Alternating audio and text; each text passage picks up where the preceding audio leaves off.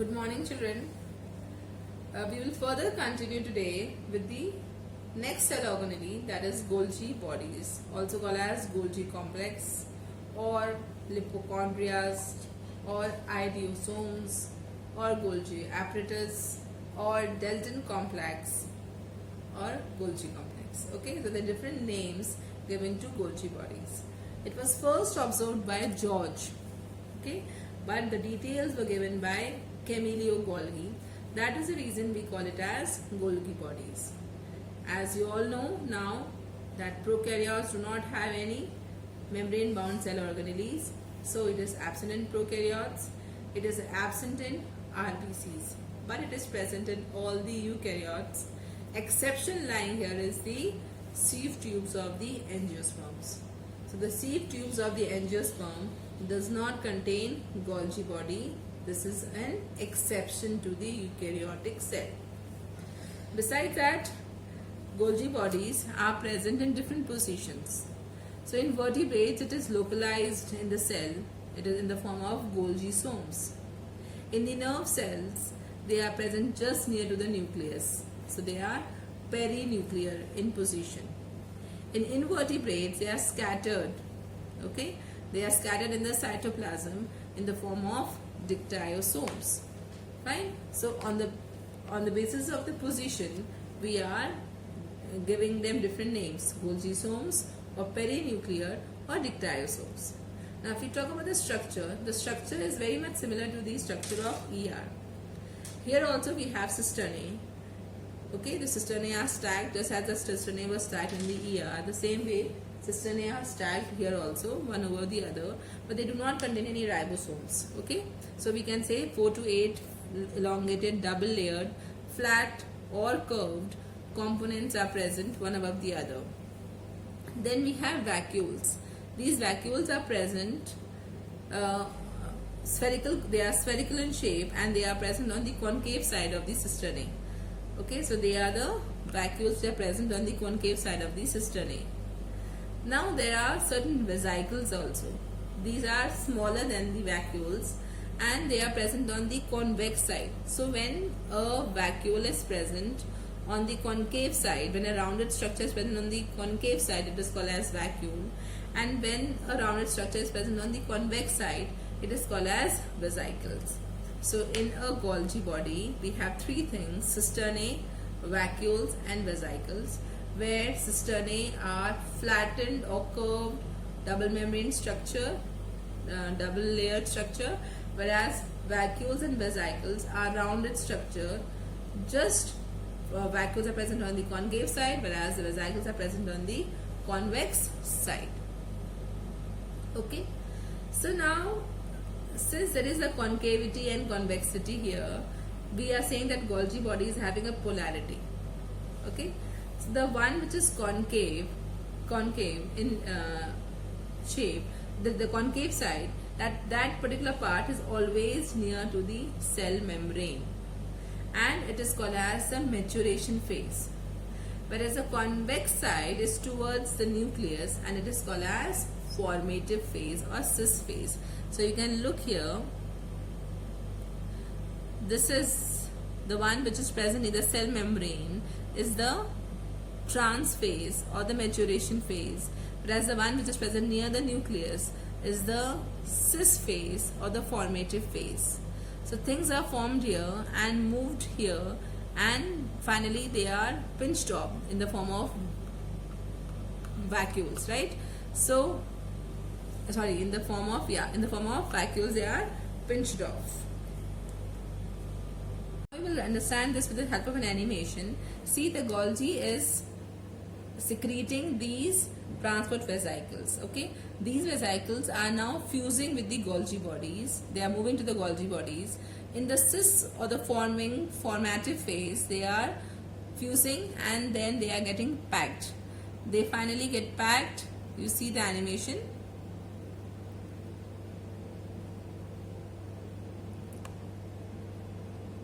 See, the process is going on. The vesicles are formed. Okay, this is all happening in the cis phase or the maturation phase.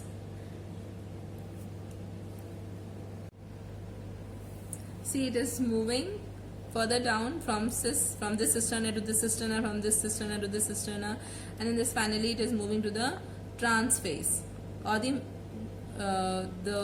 last, the maturation phase. Okay, this was a formative phase, this is the maturation phase. So from cisterna to cisterna it is moving, and when it reaches to the trans Golgi network, or the maturation phase, the packed material, it goes to the destination, either to the membrane or to the site of cell organelles or outside the cell. So I hope this is clear now. Now let us start with functions of Golgi bodies. Since just now only I have discussed, and I have shown you an animation also stating that how it is packing the materials and how it is sending into different cells, cell organelles. It is also playing a very important role in the formation of pectin, and this pectin is an important component of cell plate formation. So this in detail I told you just now only, that we will learn in the subsequent chapters. Besides that, Golgi body is also playing a very significant role in the formation of acrosome. Now acrosome is present in the male sperms, okay, just above the nucleus, in the head of the sperm, acrosome is present, which is basically releasing some enzymes to you can say penetrate the ovum. So acrosome is playing a very significant role in order to undergo fertilization. Besides that, Golgi bodies are also helping in the formation of lysosomes. Okay, lysosomes we will discuss in the next subsequent lecture.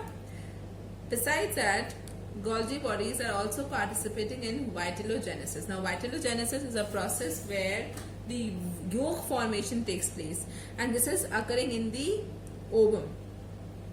Okay, so since it is secreting and a packaging membrane, it is transporting the material to the plasma membrane and transforming and recycling the plasma membrane. So I hope it is clear to everyone. We have learned the structure of Golgi body, then we learned about the functions of Golgi body. Now let us learn about the next cell organelle, that is lysosomes. Lysosomes are very important as they are basically the scavengers. They are the housekeepers of the cell.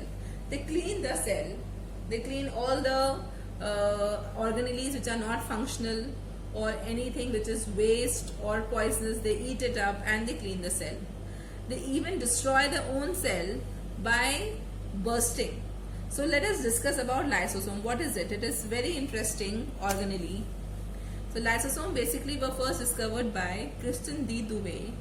Okay, and he defined it as lysosomes are small organelles which are involved in intracellular digestion. Okay, they are absent in prokaryotes, RBCs, and meristematic cells. They are spherical in shape and the size may range from 0.2 to 0.8 millimicrons.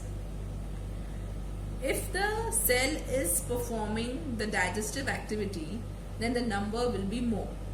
And if it is not performing the digestive activity, then the number of lysosomes will be less. Lysosomes, just now only I told you that Golgi bodies are participating in the formation of primary lysosomes.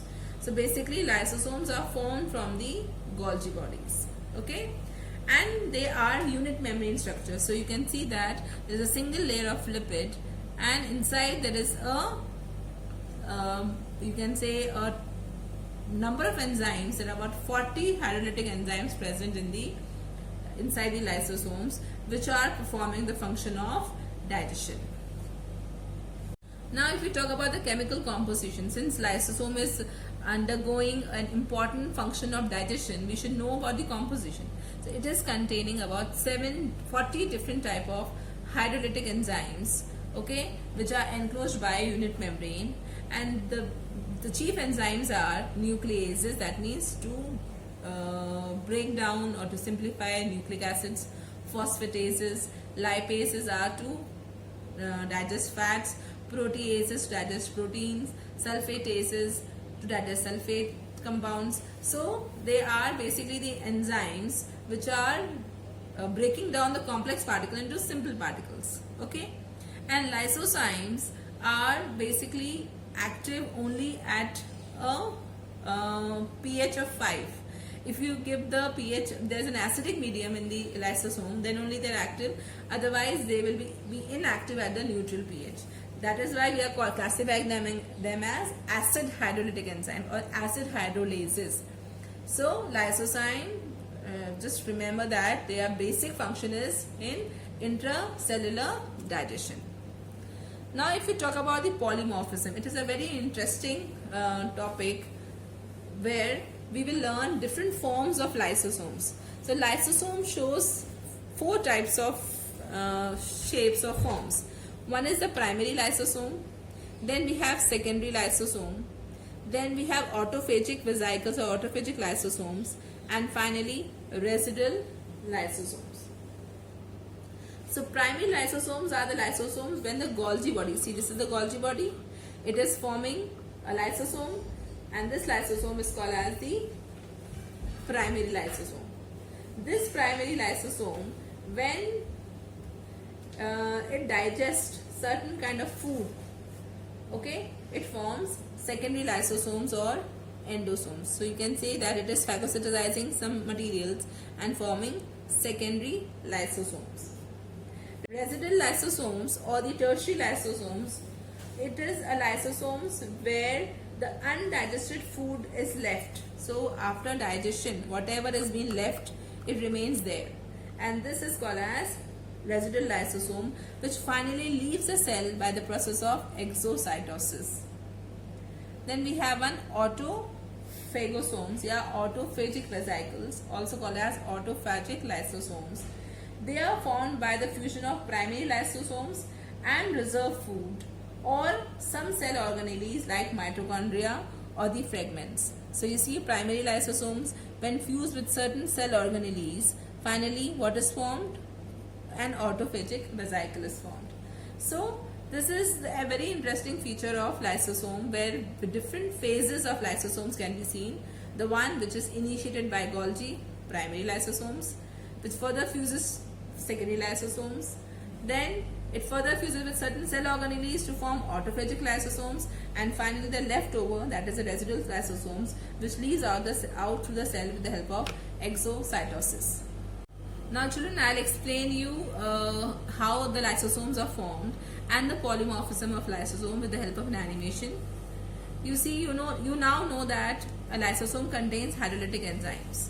So it is a mixture of hydrolytic enzymes like nucleases, phosphatases, sulfatases, all those. So all these enzymes are synthesized, they are brought down from the ER. See, they are coming down from the ER. They are coming down from the ER in the form of transport vesicles.